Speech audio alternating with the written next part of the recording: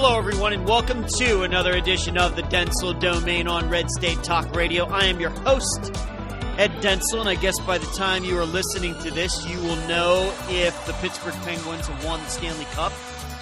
As I'm recording this, the game has not yet taken place, but they are up 3-1 in the series. They are playing in Pittsburgh at the Consol Energy Center. I'm sure it'll be packed. I'm sure it'll be loud. I'm sure there'll be all sorts of people gather around outside.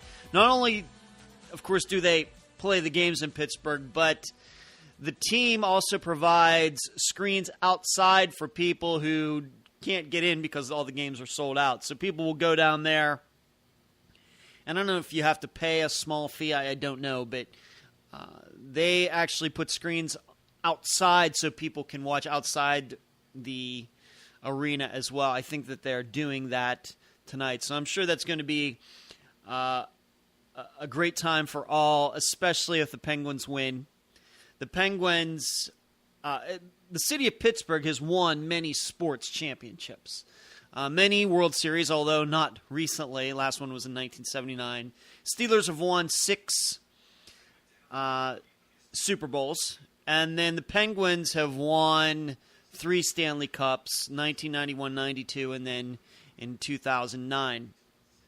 But they haven't secured a championship in Pittsburgh since the 1960 World Series, which was Bill Mazeroski hitting a walk-off home run of the World Series in Game 7 against the New York Yankees. That's the last time a Pittsburgh team has been able to celebrate a championship in Pittsburgh during the actual game. Of course, with the Super Bowls, we know that they're played elsewhere anyway, although Pittsburgh may get a Super Bowl somewhere down the road. Who knows?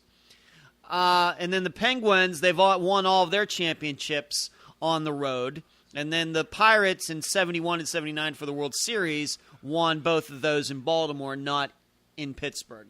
So this will be the first time since 1960 the major sports team in Pittsburgh can do this. So that should be interesting, and you'll know by the time you're listening to this, unless the game goes into overtime, double overtime, triple overtime. I like their chances. I think they've outplayed the Sharks for the most part. And so I think the Penguins deserve to win it, even though the games themselves have been very close. So that should be interesting. Maybe another championship coming to what people call the City of Champions, Pittsburgh, Pennsylvania. I will probably watch it. I have trivia, and then after that, maybe I'll get to watch the hockey game. As you know, though, I'm a little bit of a bandwagoner. I am not a big hockey fan. So there's that's going on today. I do need to mention something else, and this, I guess, gets into the political side of the show. I told you last week that a woman had stopped by my apartment here in Madeira Beach, Florida, wanting me to sign a petition about some development that I guess some companies are trying to do here in Madeira Beach that is going to be quite large, hotels, something, big condos, something like that. And I guess a majority, at least from what I can tell so far, a majority of Madeira Beach residents, and there's only like 4,000 of them, it's not a very big place, are against it, and they're trying to get people to sign this petition. And I told you at the time, I don't sign petitions. And I told this woman that, and I just told her, I just don't sign petitions. Well, now, a second round of petitioners have been by, although they have not stopped at my door. However, they have stopped at my landlord's place, who lives in the same building that I do. Because I guess she wasn't here the first time around. I think they have like a checklist of people you talk to, and then they go through a second wave. It's no different than voting, canvassing a place to get people to go out and vote. Well, now my landlord is telling me about how I should sign this petition. Now, my landlord and I, we get along very well. But I told her the same thing that I told the woman who came around last week. I don't sign petitions. And in fact, I told my landlord, even if the petition was to stop the beating of puppies, I wouldn't sign it simply because you don't know where your signature goes. And I would recommend that to any of you. Don't sign stuff. I don't care how good you think the person is or how good their intentions are or anything else. Don't do it because you don't know where your signature is going to end up. They could change the heading on that page somewhere down the road for their own devices. You don't know those people, okay? In anything. You don't need to, it's going, whatever the issue is, it'll get worked out through other ways instead of through petitions. Trust me. However, on the particular topic of development in cities and in towns, people who want to come in and build condos or businesses or whatever else, I have to tell you, even if another petitioner on the opposite side comes by, I'm not going to sign that either. I tend to sign on the side of development. I think that overall, not just Madeira Beach, Florida, of which I've only lived here not quite 5 years.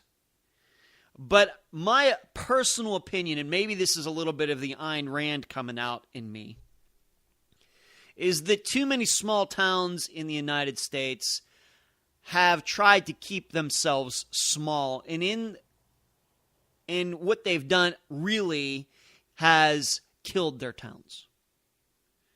People who have grown up there, went to high school there, maybe went to college but came back, maybe didn't go to school, college, higher education, got a job locally somewhere, trying to keep the town the way it was when they were kids.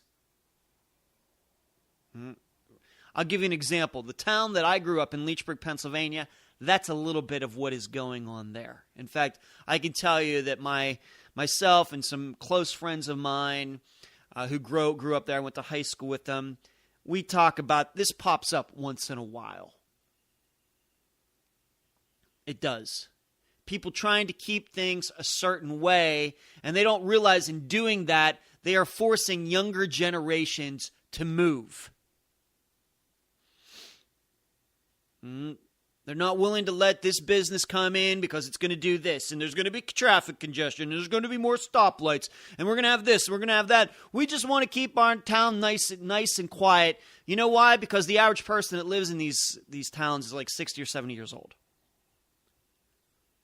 And what happens? All the young people, there's no opportunities. They have to move away. And essentially, this town at some point becomes either a ghost town or a town where people who don't need jobs, people on government benefits, people selling drugs, people like that are the only people that live there, which is a little bit of what has happened to Leechburg since I moved away from there in 1998. Now, here in Madeira Beach, not quite the same thing as Leechburg, Pennsylvania, which is out in the rolling hills of north of Pittsburgh. Madeira Beach is in a prime location. It's on the Gulf of Mexico. It's easy to get to. It's just not on the Gulf. There's a waterway on each side. In fact, I live on an island. Technically, it's a sandbar that I live on that has been increased in size by development. Companies over the 1940s, 1950s just adding on to the sandbar to accommodate more housing. So the only reason that people are even here in Madeira Beach is because of development. Big companies, real estate companies, housing companies coming in here and putting ground where there was no ground before. That's the only reason Madeira Beach is as large as it is. If they would have just limited it to the sandbar that occurs naturally here on the Gulf of Mexico, you wouldn't have half the people here. Madeira Beach wouldn't be 4,000 people. It'd be like 2,000 people. Because the houses that exist now would be out in the middle of the water. But that's what development can do. You, as a human, you use your mind hey, we can make some money putting more land out here. We can sell more houses. More people can live out here. And that's great for everybody. And it's worked out pretty well. But now, the people who actually live here, what do they want to do? They want to do the opposite. Now that they're here, now that they're living on land that was developed, that didn't exist before, they want to keep other people from moving here.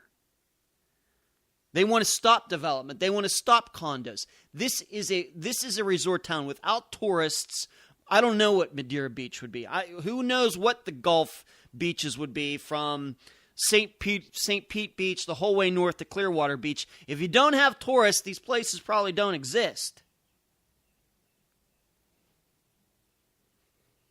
And it seems like a very conceited, very arrogant attitude that the people here in Madeira Beach have. They're more than willing to take the money from tourists who come here, but they expect the tourists to stay somewhere else. Now, hey, I'll be the first one to complain about tourists in a joking way. I said that about Las Vegas as well. Las Vegas would be great if it wasn't for the tourists. Of course, there weren't tourism. Las Vegas wouldn't be there. And I bring it up because they don't know how to drive, they don't know how to walk, they don't know where they're going. It's a little bit of the same here in Madeira Beach during these busy times of the year, for example, like Memorial Day that just passed. So these Madeira Beach residents who are trying to stop further development here, they'll more than happily take the tourist money who come down here and spend money at the grocery store and the restaurants and the bars and the surf shops and for the parking and everything else. But that's as close as they want the tourists to come. It seems kind of arrogant to me. They just want to keep their own little town here. Meanwhile, the only reason half these people are here is because of development that they are now trying to stop. It's crazy. And I hate it. I hate it here. I hate it anywhere. This kind of goes along with an attitude I have about another idea I have about development in business in the United States. Everybody talks about business, how we want business and companies. Nobody wants that business across the street from them. That's why we have zoning laws in the United States, which also hurt development in this country. I'm sure they have zoning issues and laws in other countries as well. I don't think the United States came up with that idea. But people who live in these, well, we want jobs and we want progress and we want companies. Okay, well, we're going to see that empty tract of land across the street from your place. A company would like to come in and build a factory there to employ 200 people. Oh, no. You can't build it across the street from my place. No, I like that view and I like that empty yard over there because when my grandkids come over, we can go over and play over there. No, you can't develop it there. It's crazy. And this is why I think that when we start talking about economics in the United States and jobs and progress and increasing the GDP, people in general believe that. They just don't want to be inconvenienced by it. They'd rather have a pretty forest than a real business. They'd rather have a pretty forest and have the jobs be in China than have a company across the street where actually Americans working. And I know that that's not a popular opinion, but I believe it. I've seen too much of it. You have to keep in mind, I lived in the rolling hills of Pennsylvania, in Leechburg, Pennsylvania. I lived in probably could be the tourist capital of the world of Las Vegas. And then I moved to this sleepy little Madeira Beach town, and I saw it in all three places. Even in Las Vegas, where development was getting crazy. People wanting people to come to Las Vegas to spend their money. But hey, better not build a casino down the street from me.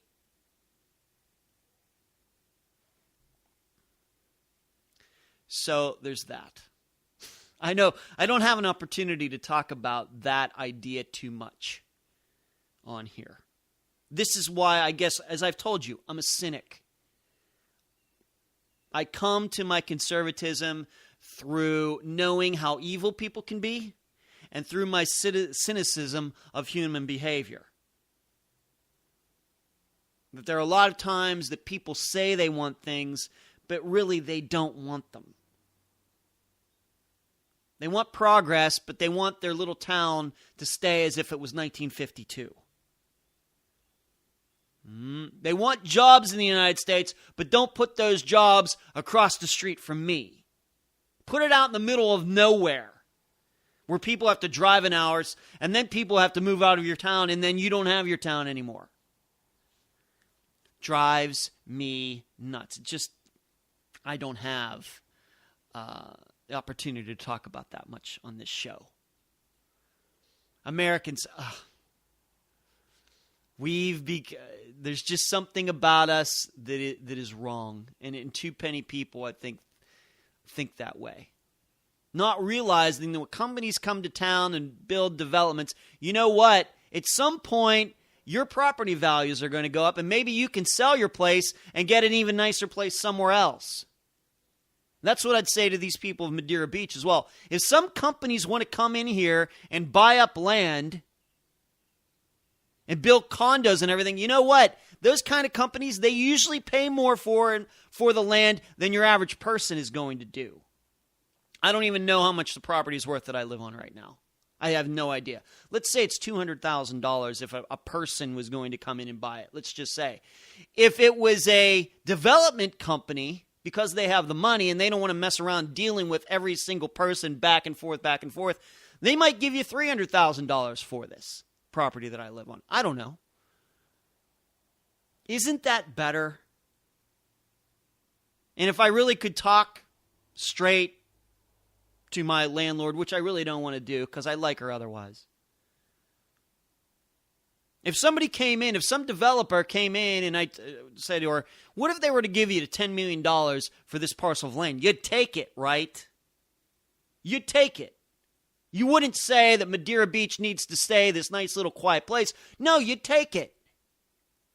Well, what's to stop these other people who want to sell from taking that money? It's not $10 million, but these other people who have private property in these places that these developers want to come in, it's their private property. They own it. Shouldn't they be allowed to do with it what they want? It's theirs. That's the other kind of thing that bothers me about all of this. This idea, well, if I'm getting the money, it's good. But if somebody else is getting the money, then I don't want it to happen. Human nature, man, it's a killer. We are capable of some of the nicest things that happen in this world. You don't see any dolphins taking care of little kids, do you? But heck, humans will take care of baby dolphins. And humans will try to take care of, saw a video or pictures of a guy who saw an owl that got hit by a car or something. Took the owl in, took care of it, and here the owl is on his shoulder like hugging him. Has an owl ever taken into its care a human? No. But animals don't kill for fun, but humans do. We as humans, because of our brains, we are capable of the widest range of emotions and actions of any animal that is on this earth. Any living thing. Capable of the best, and we are capable of the worst. We are. And that's where my conservatism comes from. And when I hear about signing petitions and stopping development and not wanting a factory built across the street from somebody's place and they have to go down the road and zoning laws, that's the worst in people. There's just something about it that just so turns me off. Probably part of it is the hypocrisy, but not seeing the bigger picture about private property and wealth and how wealth is created. But let's move on to something else. Saw this Pennsylvania poll. I'm guessing since it's getting to be June and the next presidential election is, 6 months away, something like that, that polls are going to be a bigger topic on this show than they have been. And they're going to, I think, at some point get more accurate. But there was a poll done by Public Policy Polling, which you should know is a Democrat-affiliated company. I think isn't it affiliated with James Carville? I think. Maybe not. I think. And they did a poll in Pennsylvania. And Hillary got 41% of the vote. Trump got 40%. And Gary Johnson, the Libertarian candidate, got 6%. Now, a lot of Trump people, a lot of Republicans who have already decided they're going to vote for Donald Trump are probably going to look at this poll and be very excited, being that it's that close. And I'm linking to the Public Policy Polling site, but there was a hot air article that sent me there. And there, I forget which of, was it Ed Morrissey or Jazz Shaw? I forget which one of their writers there was writing, but was commenting on this poll. But they pointed out how John McCain did there and how George W. Bush did there and how Mitt Romney there. And, of course, in all those cases, they lost. Pennsylvania has not gone for a Republican since 1988. Well, if you add up those numbers, 41, 40, and 6, you notice that you get nowhere near 100%. In fact, you don't even get into the 90s. It's only 87. That adds up to 87%, meaning 13% of the people who were polled had no choice or wanted some other choice that was offered outside of these three candidates. I think, though, that this poll, or one of these recent polls, also did a head-to-head comparison between Donald Trump, Bernie Sanders, Donald Trump, and Hillary Clinton. And in both cases, Donald Trump gets trounced. You have to remember something about this Pennsylvania poll for you Republicans, before you get too excited about it. My firm belief is that most Republicans have already determined whether they're going to vote for Donald Trump or not. I think that me, as a never-Trump person, is just as hardened in my position that as those Trump voters are going to be. In addition, those people who are on the fence right now, I'll give you an example. This friend I always talk about, that we have these political discussions, he says he's on the fence. My bet is he's going to vote for Donald Trump. If you're not turned off by everything that Donald Trump has said and done in the last year, then you're never going to be turned off. And I've been trying to show that to him in a variety of messages I've been sending him in the last couple of days. If you're not turned off, you're never going to be turned off.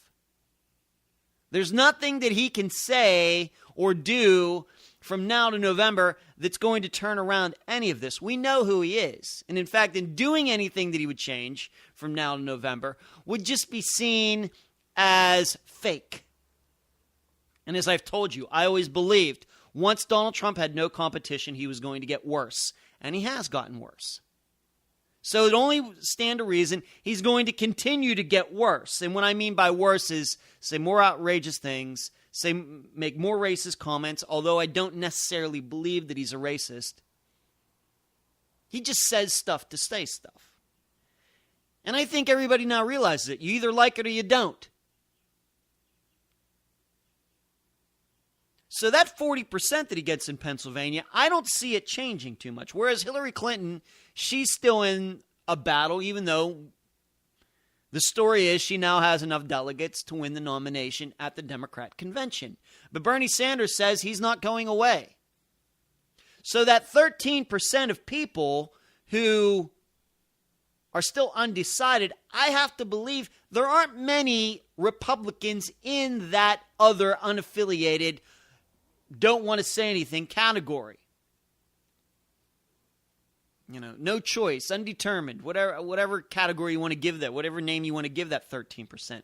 However, I do believe that there are a lot of Bernie supporters there who are still holding out. And I've told you, they're going to come around. Not all of them, but a lot of them.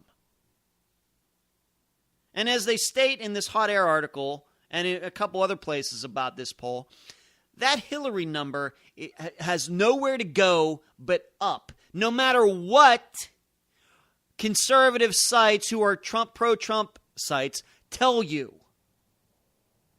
They're going to say, well, she's going to get indicted and she's being seen as a liar and this and that. Her numbers can only go down. No.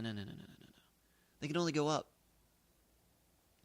That 41% number, it's the email controversy and Benghazi and everything, it's already cooked into that number. People don't give a dang. They don't give a dang. And let's just state this for the record. If this was any other Democrat candidate, Barack Obama, John Kerry, Al Gore, Bill Clinton, Michael Dukakis, we'll just go back through them, Walter Mondale, Jimmy Carter, who was it, 72? I forget. Hubert Humphrey, whoever else, going way back, Lyndon Baines Johnson, John F. Kennedy, Adlai Stevenson, going way back. If it was any other Democrat candidate, they'd be ahead of Donald Trump by 15 points. There's too many people who are believing that Hillary Clinton's numbers are going to go down if she gets indicted. It's already figured in. People know about this story. This is what, once again, drives me about conservative media. If people could just understand how bad the Hillary email thing is, there's only 1 million stories out there. She's done the interviews. People either believe her or they don't. The only thing that's keeping her numbers down right now is Bernie Sanders hanging around. That's it. Whereas Donald Trump, he has no more competition. Republicans have nowhere else to go unless they do something at the convention. And the odds of that happening are very, very low. Donald Trump has nowhere to go with his numbers. All his craziness, it's cooked into his number. The difference he has is in that 13% that's undecided, there are no Republican voters because they've already determined. I'm going to say this right now. Once Bernie Sanders drops out, whether he gets the vice presidential nomination, which I think would be smart on Hillary's part, I'm not sure she's going to do that. A day later, after Bernie Sanders drops out, we could have the presidential election. It would be the exact same result as would happen in November. And that would be Hillary by quite a bit. Now, I hate that. I hate it. But this is what you get. This is what you get. This landslide stuff, and once this indictment comes out, I'm telling you, and I have an article on this. Maybe I just want to go right into that. And it's, of course, we're getting near to the break. But 13% who don't want to make a choice. I firmly believe, for example, I give you an example of my parents. My parents, when Pennsylvania had its primary, they voted for Ted Cruz, as I did when I voted here in Florida. But I'm telling you, no matter what I say to my parents from now till November, they're going to go and vote for Donald Trump. They don't like him. They know that he has no values like they do. But it's bad enough. It's Hillary Clinton is bad enough that they'll take anybody else. And I think that that's where a majority of people are. I don't like it. I wish I could stop them. I think instead it's a bad message. I haven't had a recent conversation with my parents about this, but that's what they're going to do. And that's why I say it's already cooked in. People who dislike Donald Trump but are going to vote for him have probably already made up their minds. as the people who aren't going to vote for him have already made up their minds on the Republican side. And that's why his number has no hope of going over 40% in Pennsylvania and a lot of these other states where the rumor is that he's going to do way better and bring a lot of blue states into play. It's just not true. But I got to go to the break. I'm listening to the Dentzel Domain on Red State Talk Radio.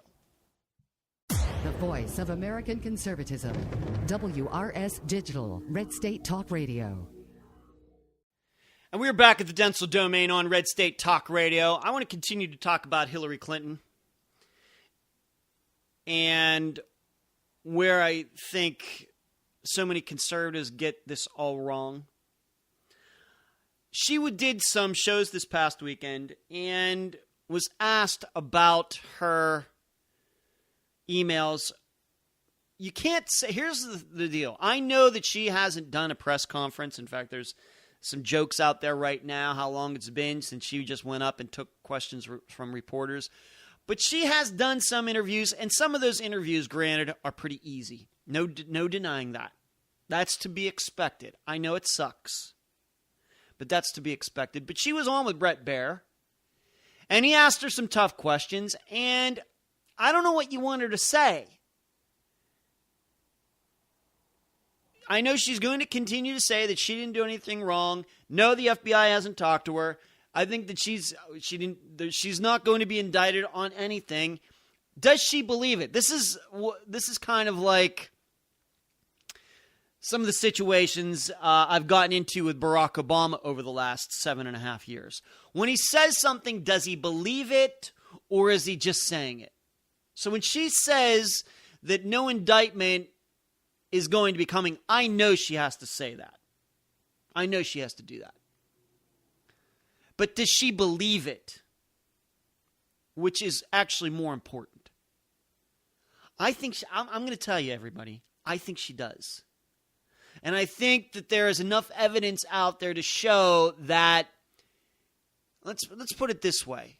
If the FBI was going to bring an indictment against her, the idea that I get from all the investigation and research that I've done on all these topics, because research is allowed for this show, they could have brought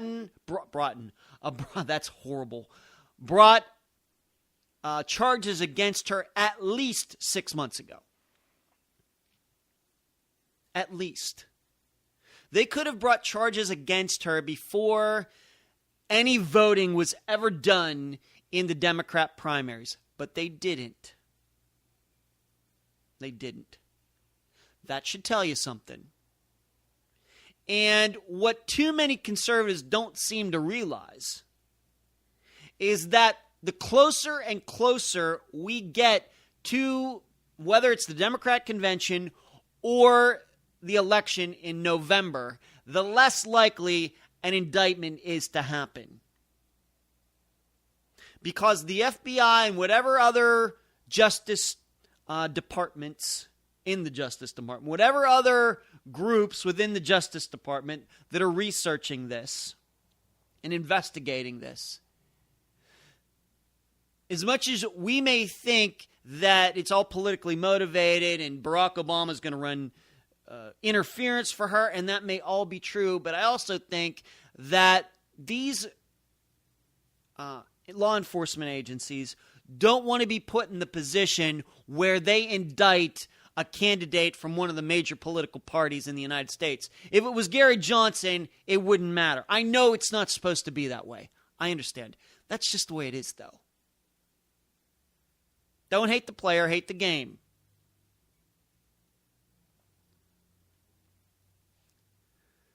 With every passing day, as she does this, runs for office, and they continue to do their investigation, the less likely it is to happen, not the more likely.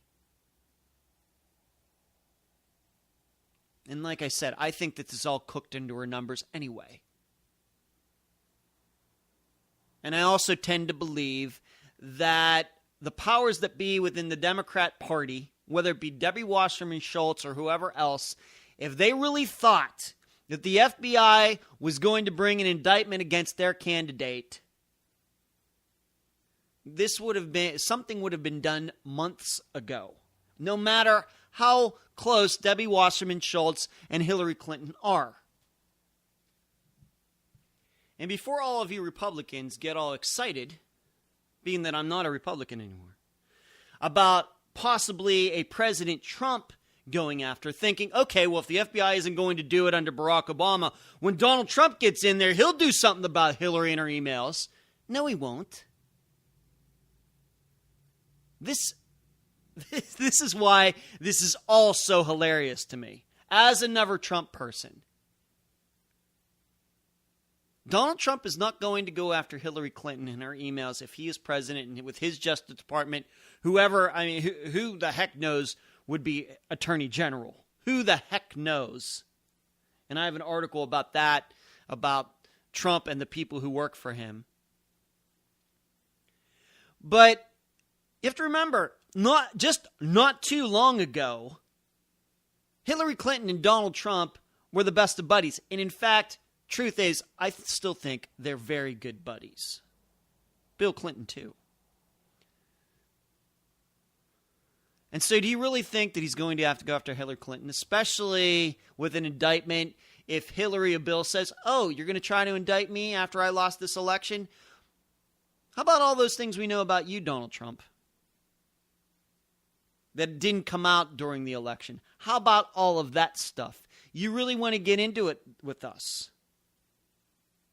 Once again, one more reason that Donald Trump should have never smelled the presidential nomination.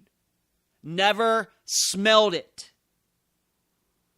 You can say all you want about some of these other candidates that all of you crazy Trump people hated. Here's what I know, I think, about most of them.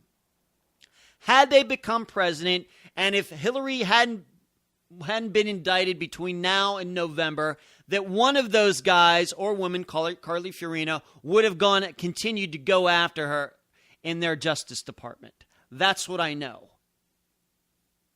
That won't happen with Donald Trump because he's just too close to her.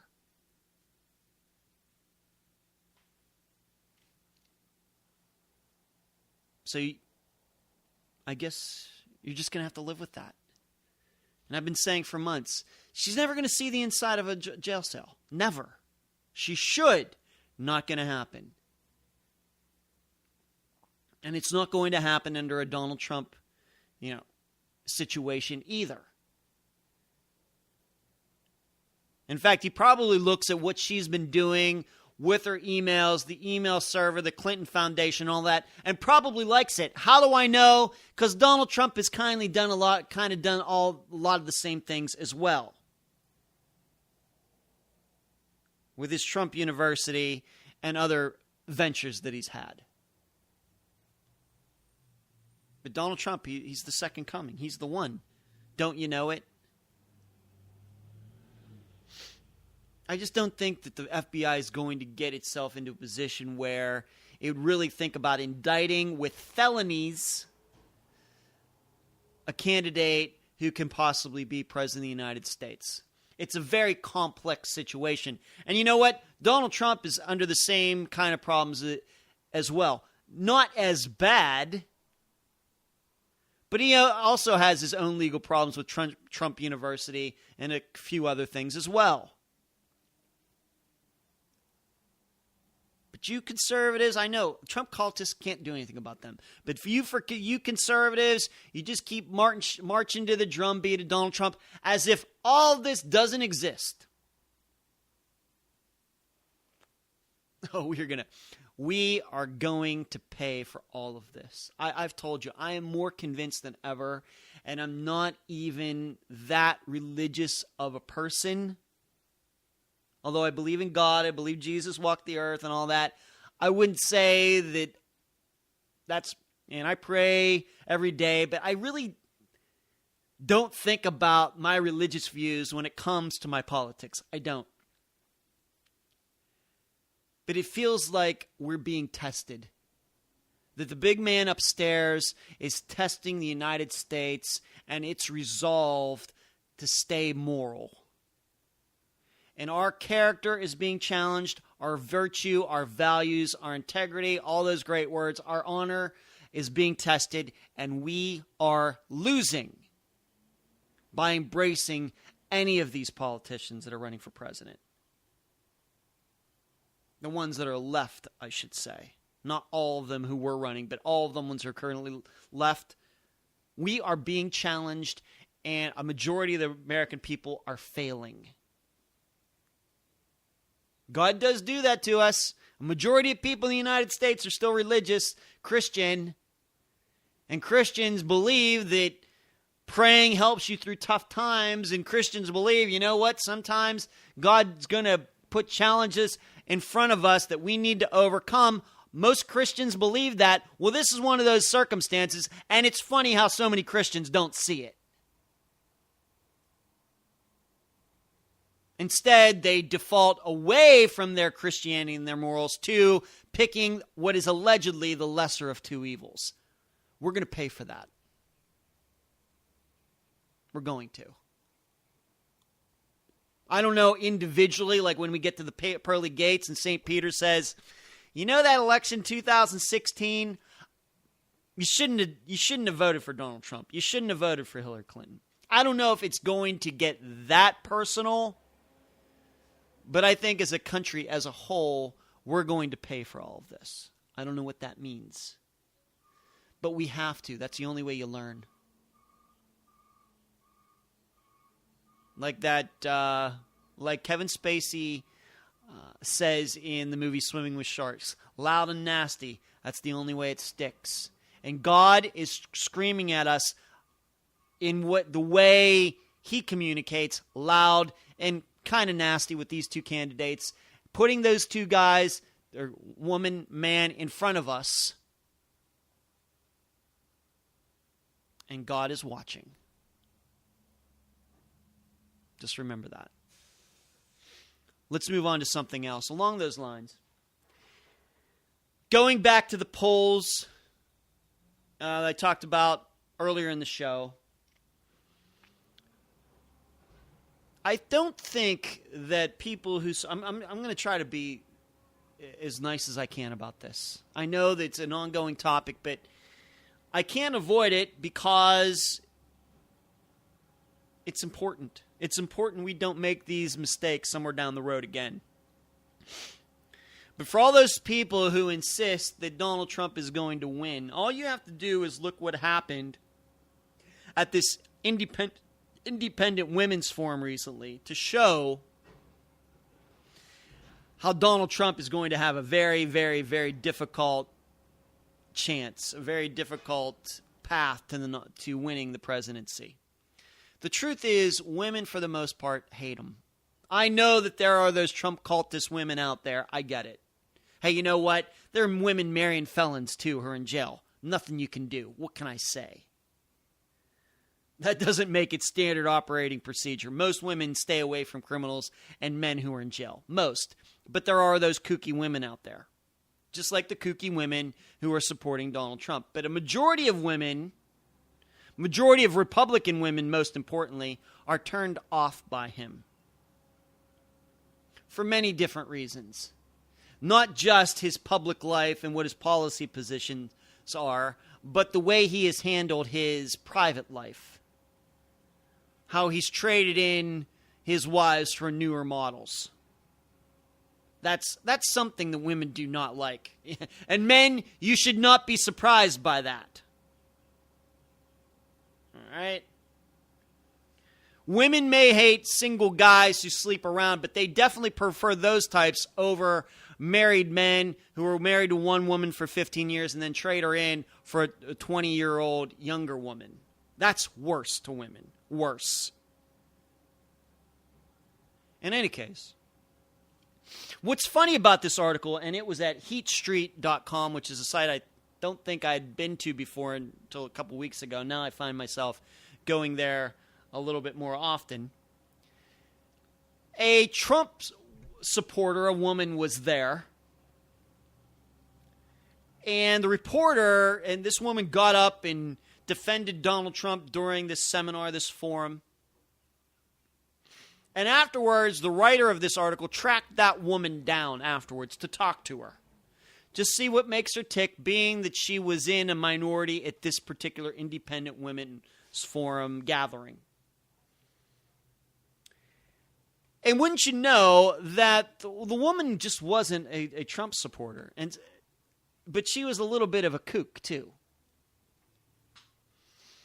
Starts talking about, and I didn't write down all of the different things that she said about John McCain and the Bushes and foreign money and the Trump University and all these conspiracies that are coming out against Donald Trump. It's just not, and that's one of the other problems that I have, is that when you track down these people, it's not enough for them to say, I support Donald Trump because we need new leadership in this country and what he's done in the business community and everything else. No, they have to go out on all these tangents about this money coming in here and this conspiracy over there. This is kind of par for the course, and this is why that's why I've tried to convince some of my more conservative friends who I think are a little more level-headed that you cannot be seen as being in the same group as these people. Unfortunately, these people I'm talking to, I still haven't convinced them of that, and maybe that's my fault. So out of all the women who went to this forum, the one Trump supporter ends up being a kook. That's interesting to me. There's something else that's going on here, and I've been hesitant to talk about this. I have been. In the fascination that so many people have with Donald Trump.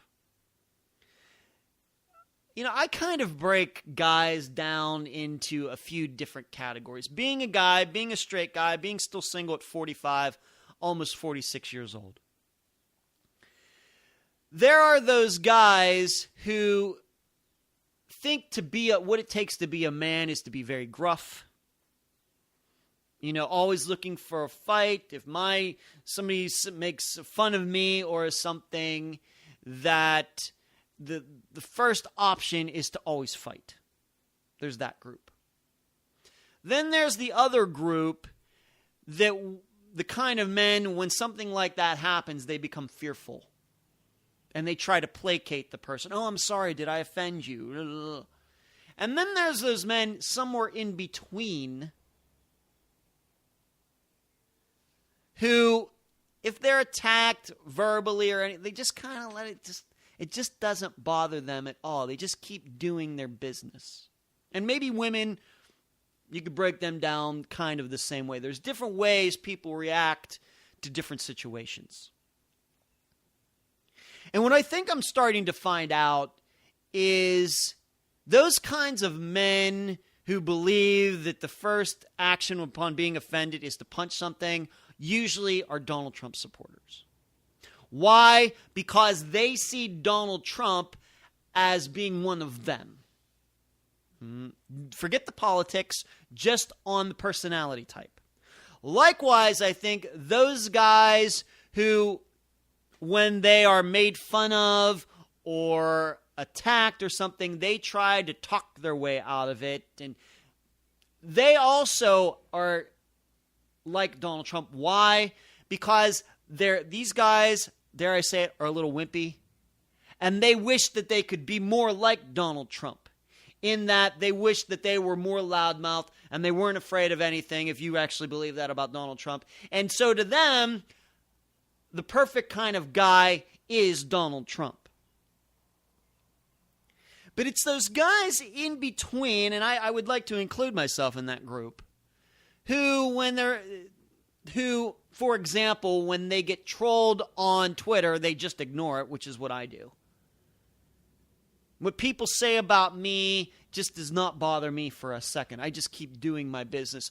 Mind on your work. Eyes on your own paper, just like you learn in first grade. Mind on your own work, eyes on your page. Just keep taking your test. Don't worry about what other people are doing. To me, that's what a real man is. Despite me still being single and not being married, not having any kids, to me, it's just taking care of your own business is really what being a man is about. Whereas reacting with violence or acting wimpy and trying to, be the beta male, I guess you would say, in a situation, that's not very manly either. It's in between that, I think, is the sweet spot. And dare I say it, I don't know how many of those men are really left in the United States or the world. It seems like they're overtly macho, crazy, crazy, crazy macho, or they're the metrosexual. I guess that word's kind of out of favor, out of fashion now, but like that. Whereas the guy who is always just keeping mind on his own business, doing his own work, not worrying about what people are saying about him, is never unfashionable. Never.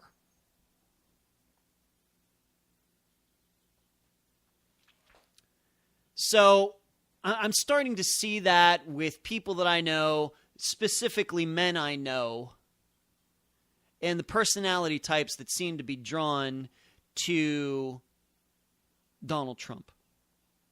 Unfortunately, as a single guy, I start thinking about that married guy who, his wife runs his relationship, runs his life.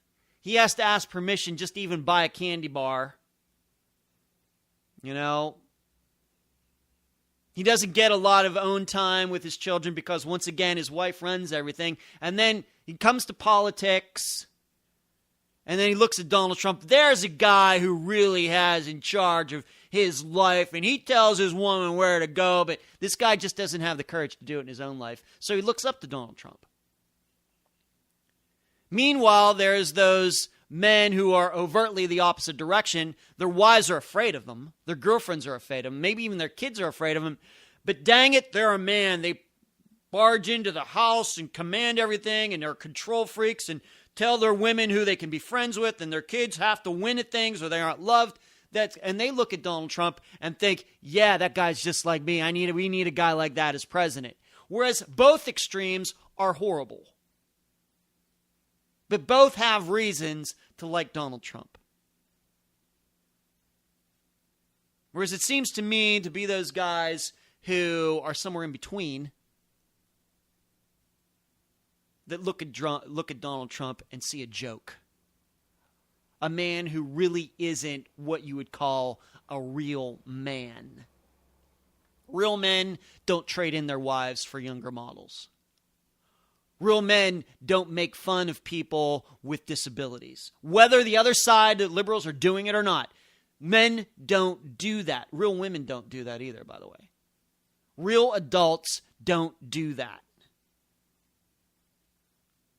And so many Republicans, so many conservatives have excused this behavior is once again a part of the macho people thinking, well, those weak people, they deserve to be made fun of. They're not tough enough. Whereas the wimpy people, these wimpy guys that I've talked about, they dislike other wimpy people because they see themselves in those other people and they don't like it. It reminds them of how they are weak as well, so they make fun of them too. Whereas real men, they don't do that. They walk the straight line. One foot in front of the other. Feel bad for those people who have, haven't had good lives, hoping that they get better, but in the end, just taking care of our own business and staying other people's businesses. That gets a little tough in these days of reality TV and social media and everybody wanting to be a rock star even though they have no skills whatsoever. Gets a little tough. But I've been thinking about that a lot. And getting back to this Independent Women's Forum, women know who real men are. They may end up hooking up, and hey, women are flawed too. But real women who are good women, they know good men when they see it. The problem is there aren't many good women out there either. And maybe that's a topic for another show. You can go to edwarddentzel.com where you can find all of my old Red State Talk Radio shows. You can find them on SoundCloud, Podbean, Podomatic, and YouTube. You can email me at edwarddentzel@reagan.com, Twitter, Dentzel domain, all one word, no space in between, Facebook, LinkedIn, edwarddentzel.com/book. You can download for free the first chapter of my next novel called The Comebacks. Check out my other show, America's Missing Podcast, with my co-host, Melissa Bridges. Got to talk to her. think we're doing another show this weekend. In fact, we got a bunch of shows lined up, which I'm really excited about. And it's been nice talking to you tonight. You've been listening to the Dentzel Domain on Red State Talk.